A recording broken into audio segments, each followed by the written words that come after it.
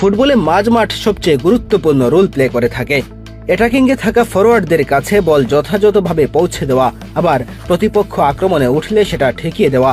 এক কথায় আক্রমণ এবং ডিফেন্স দুই ধরনের রোল প্লে করতে হয় তাদের। আর এই জায়গায় যে দলের মিডফিল্ড যত শক্তিশালী, প্রতিপক্ষের জন্য সেই দল নিয়ে বাড়তি পরিকল্পনা সাজাতে হয়। হামজা চৌধুরীর আগমনের আগে মিডফিল্ডের দায়িত্ব পালন করতেন সাধারণত জামাল ভুঁইয়া, কাজেম শাহ এবং হৃদয় মিয়ারা। কিন্তু হামজার আগমনের পর সেই ফরমেশনে এসেছে পরিবর্তন। ভারতের বিপক্ষে ইনজুরির কারণে মাঠেই নামতে পারেননি জামাল ভুঁইয়া ও কাজেম শাহ, যার ফলে সেদিন হামজার সাথে মাঝমাঠ ভাগাভাগি করতে হয়েছিল হৃদয় মিয়া ও মজিবুর রহমান জনিকে। ভারত ম্যাচে হামজার পারফরমেন্সের পর প্রবাসী ফুটবলারদের প্রতি বাংলাদেশের ফুটবল ভক্তদের আগ্রহ বেড়েছে।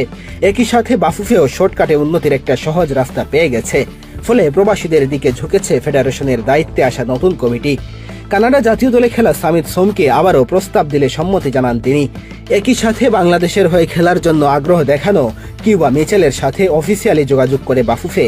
এমনকি দেশের ইতিহাসে সর্বোচ্চ সংখ্যক প্রবাসীদের ট্রায়ালে নিয়ে আসার ব্যবস্থা করে তারা।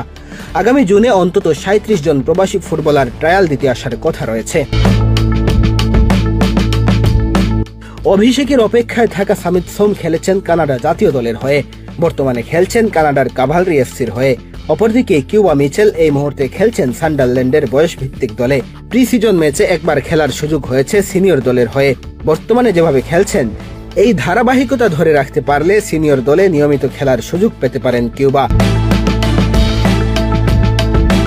আগামী জুনে হামজার খেলা নিশ্চিত হলেও বাকি দুজনের ব্যাপারে এখনো চূড়ান্ত সিদ্ধান্ত হয়নি।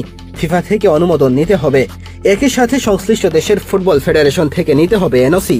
তবে যেহেতু সামিত সোম ও কিউবা মিচেল নিজে থেকেই বাংলাদেশের হয়ে খেলার জন্য আগ্রহী, তাই প্রক্রিয়াগুলো সমাধান করতে খুব বেগ পেতে হবে না বাফুফেকে।